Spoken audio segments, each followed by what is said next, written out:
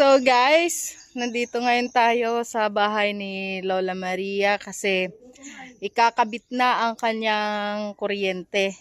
Nagkakabit na sila ngayon at pinuntahan nga tayo sa bahay ng magkakabit ng engineer na sinasabi niya na okay na daw yung kontador ni Lola. Ikakabit na. Pakita ko sa inyo.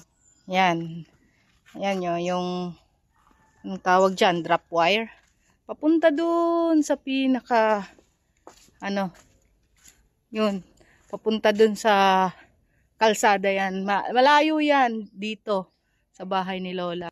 Kaya, ayan, sa mga nagtatanong dyan na nasaan na yung kuryente ni Lola, nakabitan na, ito na ang sagot natin sa inyo guys. Dahil ikinakabit na ang kuryente ni Lola sa kanyang bahay. Ayan. So, antayin na lang natin na maikabit na dito dyan sa kanyang bahay. Ang dyan kasi dito nila ikakabit yan ay doon pala sa dito sa pakita ko sa inyo kung saan ikakabit. Dyan yan. Tapos nandun yan doon sa kalsada. Kaya yung mga excited na nagtatanong dyan, ayan na. Nandito na ang kanyang supply ng kuryente. Ayan. Interviewin natin. Ayan si Lola. Ano Lola? Kumusta naman? Ikakabit na yung kuryente nyo. Ay, salamat. Masaya na kayo? Okay la. Oh. Ayan. Ang matagal nyong pinakaantay, ano? Opo. Ayan. Hindi ko la alam kung ngano nga mga hinayop.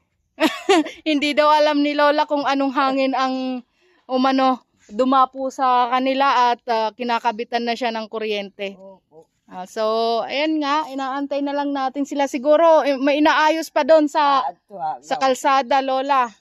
Kasi nakita na natin yung drop wire, nandito na sa may, sa may gate nyo. Papasok na dito. So, antay na lang natin yung mga electrician na pumunta dito. Kasi pumunta sa akin yung engineer, ang sabi niya, kinakabit na daw ng mga tauhan niya yung kontador nyo. Kaya agad-agad pinuntahan ko dito.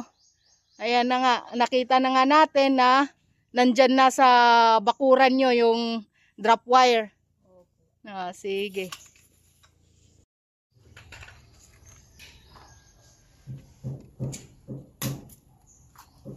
Wala naman yung trabaho.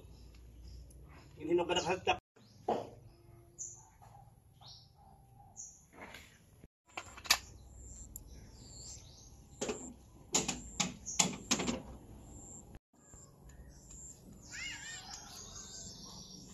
So, ayun nga guys, may ilaw na si Lola. Ayan o. Mayroon na siyang kontador. Lola, may ilaw na kayo. May kuryente na kayo. Opo. Masaya ka na.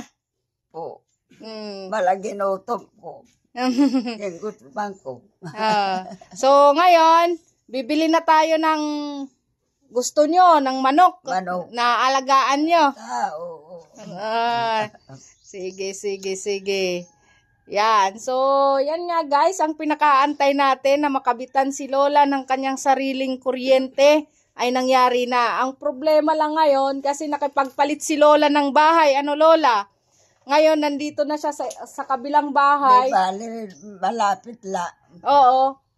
Pero yung kontador niya, sa kanya pa rin yun. Pero yun nga lang, nandun yung wiring. Kaya ang gagawin natin, mag-extension na lang tayo. Opo. Doon tayo kukuha ng kuryente. Kasi malapit lang naman, ilang hakbang lang yung bahay ni Lola. So, ayun nga. Maraming salamat naman at tinamaan yung opisyalis natin ng kuryente. Nakabitan na si Lola na sobrang init ng panahon ngayon. Ayan. So, ayan Lola, lahat ng gusto nyong gawin, magagawa na natin. Opo. Kasi may kuryente na kayo. So, ayan nga. Oh, yun lang guys. Thank you so much for watching. Bye-bye.